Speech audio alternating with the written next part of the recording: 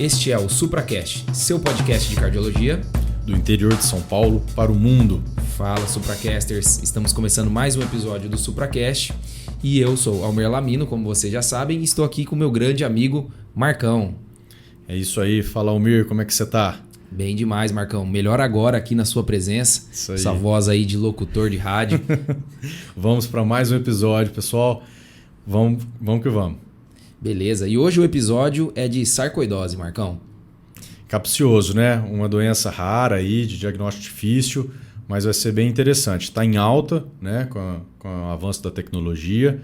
E aí, Almir, você tem um desafio para nós? Com certeza. Então, o desafio de hoje, pessoal, é qual a enzima que pode estar elevada na sarcoidose cardíaca e que pode ajudar a gente a chegar no diagnóstico. E é uma enzima que a gente está acostumado a lidar com ela, hein, Marcão? É isso aí, verdade, difícil. Bem difícil, vamos embora.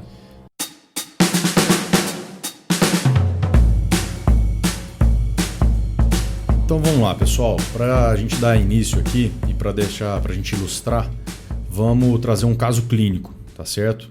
Então eu estou diante aí de uma mulher, 42 anos, ela é descendente de japoneses, tá? Uma paciente que está queixando de uma dispneia aos esforços, tem uma ortopneia, dispneia paroxística noturna e um edema de membros inferiores, tá? Há cerca de uns 2 meses. Apresenta também febre baixa, eventual e artralgia.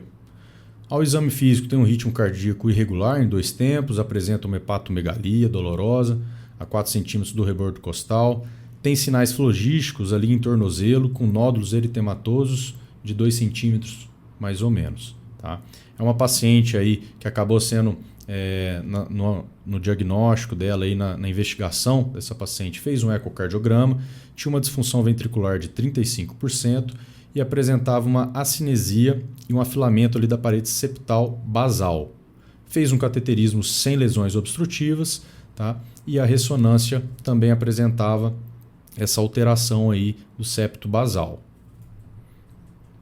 Então, Marcão, esse caso já chama atenção pra gente, né? Primeiro, porque além das queixas cardiológicas tem mais coisa, né? Queixas sistêmicas, né? Hepatomegalia, artralgia, essas lesões cutâneas aí eritematosas, né? Então, já mostra pra gente que não é um caso simplesmente puramente cardiológico, né? Quando a gente vai para o eletrocardiograma, né, a gente consegue observar ali, né, que a gente tem ali um bloqueio atrioventricular, né, de 2º grau, e isso já deve chamar atenção para uma paciente nova como essa. Não é esperado a gente encontrar esses tipos de alterações. E na ressonância, Marcão, o que eu consigo enxergar aqui desse caso, é óbvio que a imagem não está tão grande, mas mostra pra gente que ali no septo basal do ventrículo esquerdo parece ter um afilamento, talvez até um pouquinho aneurismático esse septo basal aí. Então isso chama atenção pra gente, pro grande diagnóstico que é o que a gente vai falar hoje aí, que é a sarcoidose. Nós vamos pormenorizar aí durante o episódio. Perfeito. E essa era a hora, né, que o Danilão ia deitar, né? Com certeza, ele que é o monstro da nossa imagem, né? Bom, e aí, pessoal, para a gente nos situar também, quando a gente fala que está muito em alta essa questão da sarcoidose, lógico, com o desenvolvimento das tecnologias de imagem avançada, e agora recentemente a gente teve um statement pela American Heart, tá, que abordou aí um consenso de especialistas que abordou aí o diagnóstico, o tratamento da sarcoidose. Então a gente vai se basear nesse documento, perfeito? E aí, para a gente dar um panorama geral, a sarcoidose cardíaca trata-se então de uma cardiomiopatia infiltrativa por um granuloma não caseoso. Tá? Ela tem a sua fisiopatologia bem complexa, porque ela leva em consideração uma exposição prévia a algum tipo de alérgeno, e isso vai levar a uma hiperativação imune do organismo, né, envolvendo aí diversas citocinas inflamatórias, ativação de macrófagos, e isso, em última instância, vai levar até mesmo a fibrose, que vai ser muito importante para nós. Tá? É uma doença que ela tem diversos fenótipos, né? Então ela pode se apresentar como arritmias malignas, até mesmo morte súbita. Tá? Distúrbios de condução atrioventricular, igual esse caso que a gente mostrou, e síndrome de insuficiência cardíaca, né? Assim como essa nossa paciente. Então é uma doença multifacetada, pode ser uma síndrome de espessamento apenas identificada ao eco, mas pode-se fazer um diagnóstico diferencial com miocardiopatia dilatada e restritiva. É importante falar, né, Marcão, que é uma doença que ninguém sabe exatamente por que ela acontece. O fato é que tem essa inflamação e acaba formando esses granulomas não caseosos aí que vão dar as repercussões. Geralmente, né, essa doença, ela não acomete o miocárdio, né? Ela vai ter um acometimento exclusivo do miocárdio em apenas 25% das vezes, né? A forma cardíaca isolada, que a gente chama. E nos pacientes que têm a forma sistêmica, né, extracardíaca, que mais comumente se manifesta como uma doença, né, no infiltrado pulmonar, com linfadenomegalia mediastinal, né, 20 a 30% desses pacientes que já têm o diagnóstico vão ter a forma no coração. Isso nos registros dos Estados Unidos. Quando a gente vai para a população japonesa, isso pode chegar até 70%. Então, mostrando, né, a diferença epidemiológica, né, entre essas duas populações também. Né? E é interessante citar também que ela é uma patologia que vai acometer pessoas, geralmente mulheres, né, por volta ali dos seus 50 anos de idade. Então, é uma doença que está no meio da vida ali, né, Marcão? Perfeito. O paciente vai aparecer para nós cardiologistas e a gente precisa pensar nesse diagnóstico, perfeito? Perfeito. É importante essa interação, né, que o reumatologista muitas vezes vai encaminhar ou às vezes vai chegar para o cardiologista e a gente vai fazer o diagnóstico de uma doença aí um pouco mais complicada. E falando das manifestações clínicas exclusivamente cardíacas, que é o que nós vamos nos ater nesse episódio, a principal disparada mais comum são os bloqueios, distúrbios de condução atrioventriculares. Bloqueio de primeiro grau, então PR prolongado, bloqueios de segundo grau, MOBITS 1, MOBITS 2 e até mesmo o BAVT, o bloqueio de terceiro grau. São as manifestações mais comuns. Mas a sarcoidose ela gosta de acometer o sistema elétrico não só para o lado das brades. As taquiarritmias também são comuns e aí pode ser tudo que você imaginar. Extrasístoles, taquicardias ventriculares, taquicardias supraventriculares, como ectopias atriais, até mesmo fibrilação e flutter atrial, apesar de menos comuns, podem acometer esses pacientes em torno de 30% dos casos. E por último, não menos importante, a síndrome de insuficiência cardíaca. Esses pacientes chegam com dispneia, turgência jugular, congestão venosa, ortopneia e a IC pode acometer em até 20% dos casos. É importante ressaltar que às vezes é difícil esse diagnóstico, até porque tem um acometimento pulmonar concomitante. Então é importante tentar delinear se essa dispneia aos esforços é do coração ou do pulmão. E quando a gente fala de IC, Marcão, pode ser tanto uma IC com fração de ejeção reduzida, né? Aquela cai a fração de ejeção, dilata o miocárdio, né? O ventrículo dilata, como pode ser também com uma IC de fração de ejeção preservada. Então aí já se impõe a primeira dificuldade no diagnóstico, né, Marco? Porque o paciente pode estar das duas formas. Quando a gente tem a preservada, marca bastante no eco, que é aquela disfunção diastólica de padrão restritivo, tá certo? Uma outra manifestação mais rara, que é a angina, né? Que até as referências trazem que nessa população de 50, 60 anos é mais provável que seja por aterosclerose do que por uma vasculite pela sarcoidose. É difícil, né? A gente já vê que é a dificuldade do diagnóstico dessa doença, né? E aí, claro, os exames iniciais vão nos ajudar, né? Então, eletrocardiograma, né? Um raio-x de tórax para a gente já identificar se tem essa adenopatia que você comentou. E aqui o ecocardiograma, onde a gente vai excluir alguma valvopatia, algum padrão mais específico, né, de uma miocardiopatia. Então, aqui é até uma diferença, né? Por exemplo, quando a gente vê um ecocardiograma com uma espessura mais aumentada e vê um eletro já com uma zona elétrica inativa anteroseptal, com baixa voltagem, a gente pensa ali em amiloidose, que pode ser até um diagnóstico diferencial aqui. Agora, para sarcoidose, a gente já não tem nenhum exame assim que tem alguma cara de sarcoidose, né? Igual o Almir colocou, então isso torna o diagnóstico mais complicado. O que nós temos, né, são os red flags, não é isso?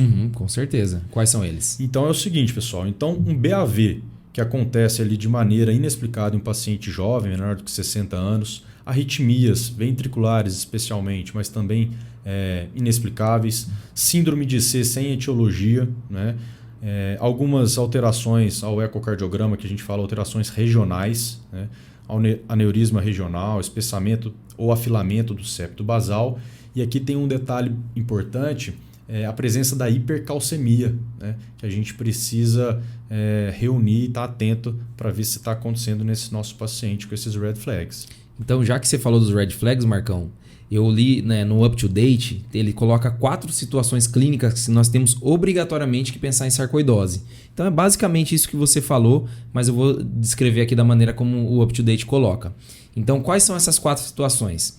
A primeira é aquele paciente que já segue com reumato, segue com pneumo e já tem o diagnóstico de sarcoidose extracardíaca. E aí ele começa a desenvolver ou palpitações, ou tem uma síncope, ou eventualmente esse paciente chega com um ataque ou bradiarritmia no pronto-socorro, ou mesmo com síndrome de C. Esse cara a gente tem que pesquisar ativamente o acometimento miocárdico. Pacientes agora sem diagnóstico nenhum, com menos de 60 anos e com bloqueio atrioventricular de 2º ou 3º grau. Não é esperado nessa idade a gente ter degeneração, aquela degeneração do sistema de condução. Então, se tem BAVT, se tem bloqueio avançado com menos de 60 anos, tem que procurar ativamente sarcoidose. Um terceiro cenário clínico é na morte súbita de causa inexplicável. Então, o Marcão falou bem ali, né? Principalmente das arritmias inexplicáveis, né? Tem que pensar em sarcoidose. É uma outra patologia. Óbvio que tem outras, né? Cardiomiopatia hipertrófica, displasia arritmogênica do ventrículo direito. Mas sarcoidose entra também nessa miscelânea. E por último, naqueles pacientes que têm uma insuficiência cardíaca já estabelecida, mas que também tem muitas arritmias. No Holter, pipoca muito extrasístole, faz TVNS. Também temos que pensar nesse ventrículo mais irritado em sarcoidose. Lembra muito, talvez, né, nesse cenário específico, a doença de Chagas. Sim, né? perfeitamente. O paciente tem mais C e também tem muita arritmia. Então, é um diagnóstico diferencial e devemos pensar sempre nesse diagnóstico, porque senão passa despercebido mesmo. Então, assim, fica claro que a gente precisa ir somando informações desse nosso paciente. Informações clínicas, dos exames iniciais. E aí, claro, mulher com etnia ali asiática, que tem esses red flags. E aí a gente vai partir também para o diagnóstico, precisar aí das imagens avançadas, de ressonância e do PET com FDG. Né? Lembrando que a ressonância ela tem aí uma sensibilidade de 95% e uma especificidade de 85%. Né? Então, muito bom, né? Marcão, e só antes a gente avançar nas imagens, só te cortando um pouquinho, falar um pouquinho das características às vezes no eco, né? A gente vai cair, né, quando está pensando em sarcoidose, vai cair na ressonância, sem dúvida nenhuma. Mas, às vezes o eco, né, um eco bem feito pode dar algumas pistas, né? Então, como o Marcão falou já lá no começo, sarcoidose ela pode meio que dar tudo. Ela pode espessar uma parede específica do coração, como também causar afilamento ou até aneurisma dessa parede. Então, é uma coisa que a gente tem que levantar. Igual do nosso caso clínico, né? Exatamente. Pode gerar áreas de hipocontratilidade regional, tá bom? Então, no eco, coronária é normal, mas tem uma alteração contrátil ali localizada, pensar em sarcoidose. Aneurisma do septo basal, essa é uma característica típica, melhor vista até na ressonância. Né? Pacientes com IC com disfunção diastólica que, né, possam ter epidemiologia e também pode causar redução do strain longitudinal global. O Marcão, e falando de imagem, de ressonância, vamos pedir uma interconsulta para um amigo nosso? Com certeza, né? Eu queria que o Danilo aí falasse pra gente quais são as principais alterações na ressonância cardíaca que a gente tem que pensar em sarcoidose. Brilha. Fala aí, Danilão. Fala, Supracasters, beleza? Tô aqui hoje participando à distância do episódio e bora falar de achados da ressonância na sarcoidose? Então, o que a gente precisa de lembrar? A principal sequência que vai ajudar a gente nesse caso é a sequência de realce tardio com gadolínio. E esse padrão de realce é um padrão que é multifocal e irregular. A gente não tem um padrão específico para sarcoidose. Lembrar que esse padrão vai ser um padrão não isquêmico, ou seja, não vai respeitar território coronariano, beleza? E aonde a sarcoidose acomete mais o coração? Geralmente no septo interventricular, mas também na parede lateral, em teoria em qualquer outro segmento do miocárdio. Mas o padrão geralmente é subepicárdico e mesocárdico, mas também pode acontecer de ser um realce transmural e vai ser muito comum a gente encontrar esse padrão na zona de inserção dos ventrículos que a gente fala, né? Principalmente no segmento anterior basal e no segmento inferior basal. Também pode acometer o VD.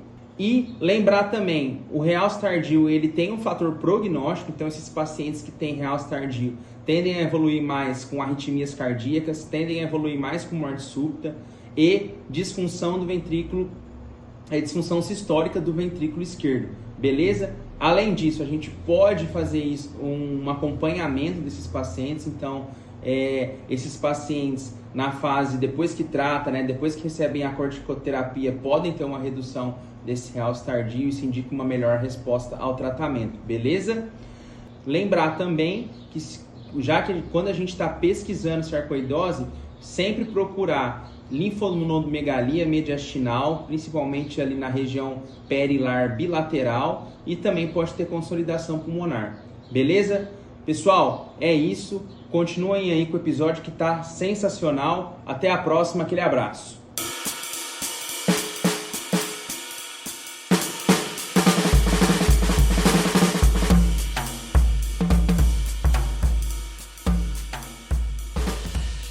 Ou seja, o que a gente percebe é que diferentes apresentações clínicas podem ter diferentes tipos de apresentação do realce tardio e da captação pelo PET. A gente vai precisar analisar com calma, vai precisar do especialista ali em imagem para nos dizer qual que é o padrão e se é mais sugestivo de sarcoidose, sabendo que alguns tipos de apresentação na imagem se correlacionam mais com algumas apresentações clínicas. É difícil, né? Mas para a gente se atentar a esses detalhes. Eu acho que aqui, né, a mensagem para quem está ouvindo, né, é que a sarcoidose ela pode dar vários padrões de realce tardio na ressonância, né? Desde o mesomiocárdico, subepicárdico e até mesmo subendocárdico, um pouco menos comum. E aí, nessa hora, é o que o Marcão falou, né? Conversar com o médico da ressonância ali, né? Ou com o especialista em imagem, porque é ele que vai ter ali, né, a expertise para falar, olha, esse aqui tem mais padrão para sarcoidose, esse aqui tem menos, vai direcionar para uma outra imagem. E Marcão, além das imagens avançadas de ressonância e o PET com FDG, né, nós vamos falar como que a gente vai fazer esse fluxograma diagnóstico. O diagnóstico definitivo é de fato com a biópsia endomiocárdica. Eu preciso ver aquele granuloma não caseoso, né, documentar aquilo lá no miocárdio para assim falar, isso é sarcoidose. Porém, né, a biópsia endomiocárdica é água no chope, né, Marcão? Porque assim, a sensibilidade dela chega a 20% a 30%. É muito justamente, baixo, né? Porque esse padrão, se for subepicárdico, né, a biópsia endomiocárdica não vai chegar lá e não vai conseguir fazer esse diagnóstico. Então, é muito baixa. E o que a gente faz então, né? Idealmente, a gente vai buscar esse granuloma em tecidos extracardíacos. Então, se o paciente já tem uma linfadenopatia cervical, se ele tem uma lesão cutânea, alguma coisa que favorece, né, o achado de sarcoidose, a gente vai buscar em outros lugares. Não conseguiu, aí a gente tem que sim fazer a biópsia endomiocárdica, mas a gente vai falar um pouquinho mais desse fluxograma diagnóstico, né, Marcão? Perfeito. Bom, e aí, pessoal, para a gente também mostrar aqui como é que funciona esse fluxograma, e a gente exemplifica, né, que a imagem ganhou muito espaço, né? Então ela é de suma importância aqui, tratando-se de sarcoidose. Então, partindo da nossa suspeita, partindo lá daquelas informações, dos red flags, o primeiro passo já vai ser a ressonância. E a ressonância, ela pode apresentar 3 padrões, né?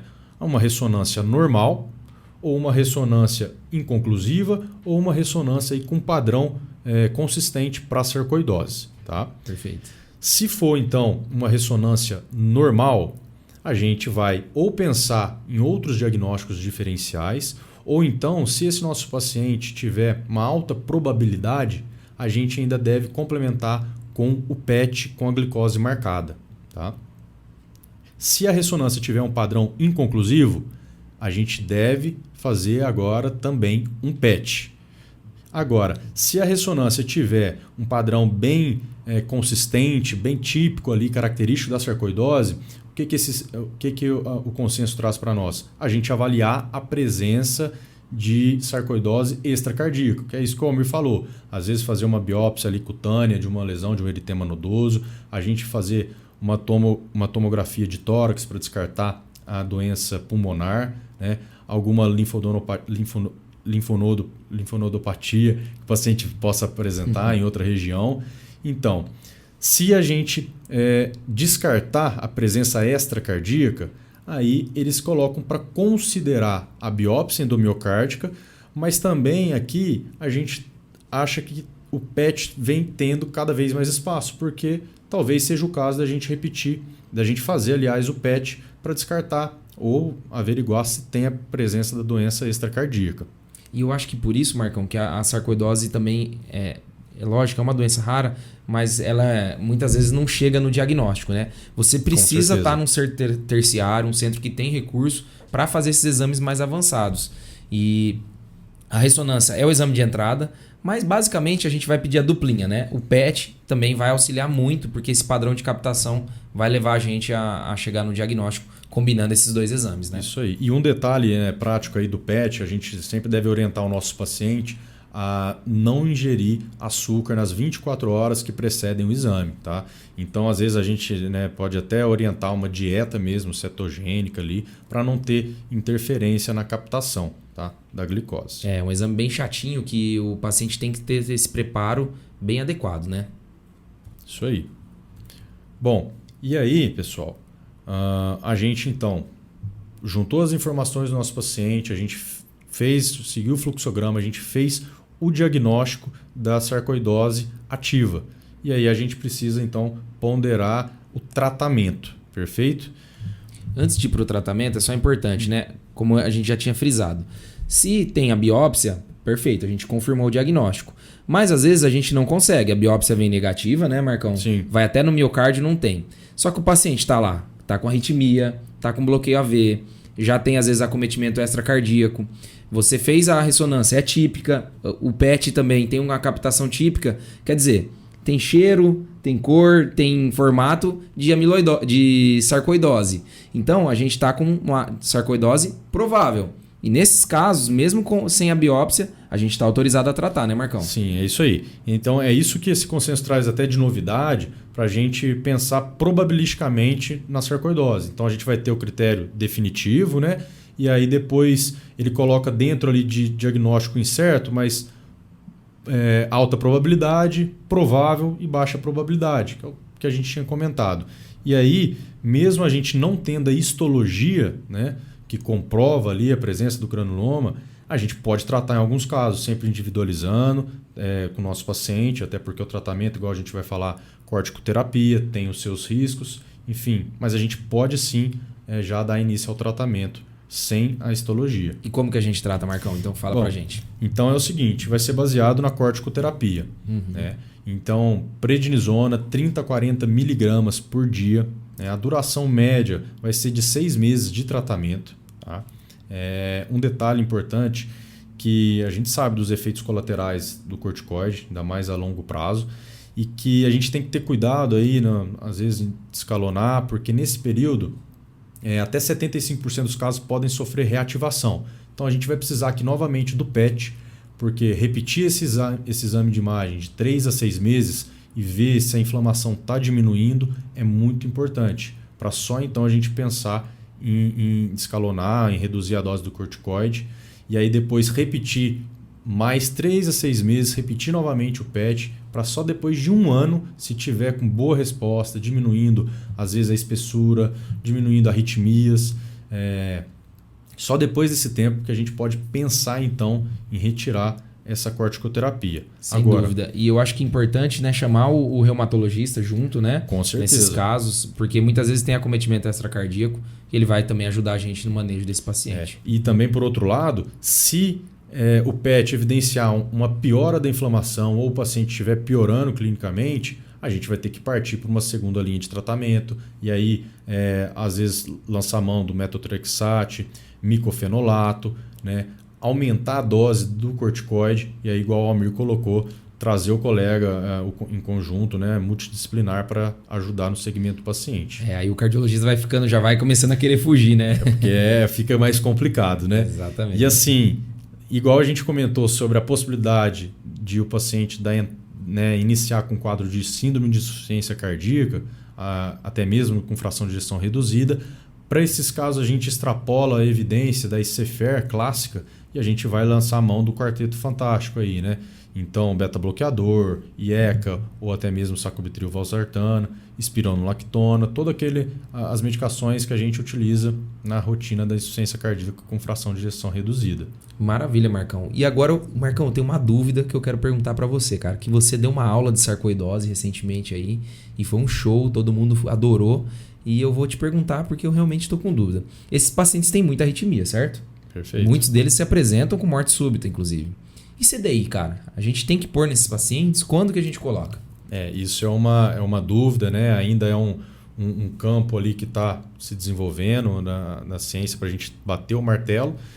Mas em algumas situações específicas a gente já tem mais evidência. Então, o paciente que tem arritmia ventricular, uma TV sustentada ou teve uma FV, né? Uma morte súbita abortada, ou até mesmo o paciente que tem a persistência dessa disfunção ventricular abaixo de 35%, a despeito do tratamento clínico já, classe 1, a gente não tem discussão, a gente vai indicar o CDI para esses pacientes. Perfeito?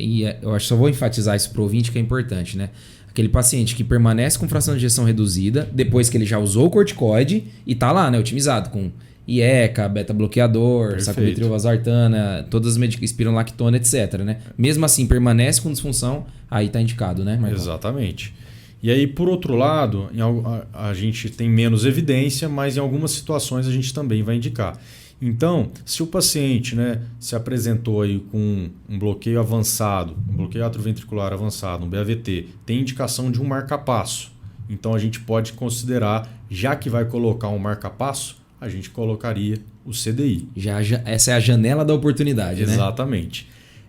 Se o paciente tiver uma síncope inexplicada, né, teve essa história aqui parecida até com a indicação no caso da hipertrófica, né, tem essa síncope, a gente também pode considerar aí classe 2A.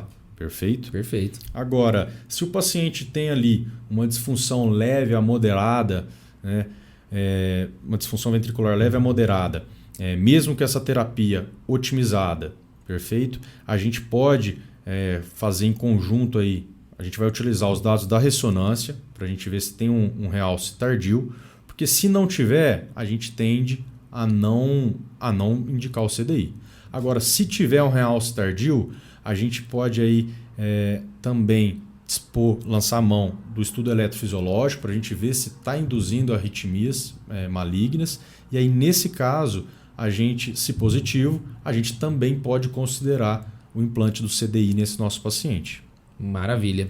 E o Pedrão, eu tenho certeza que ele está com inveja, né, de não estar agora, né, nesse momento aqui falando de CDI, de estudo eletrofisiológico, porque ele adora, louco, né? Ele adora. Ele ia falar meia hora aqui, né? Isso. Marcão, eu acho que chegou aquele momento, hein, cara?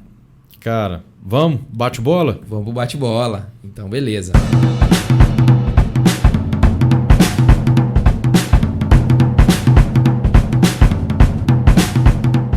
Vou começar perguntando para você, Marcão, no bate-bola.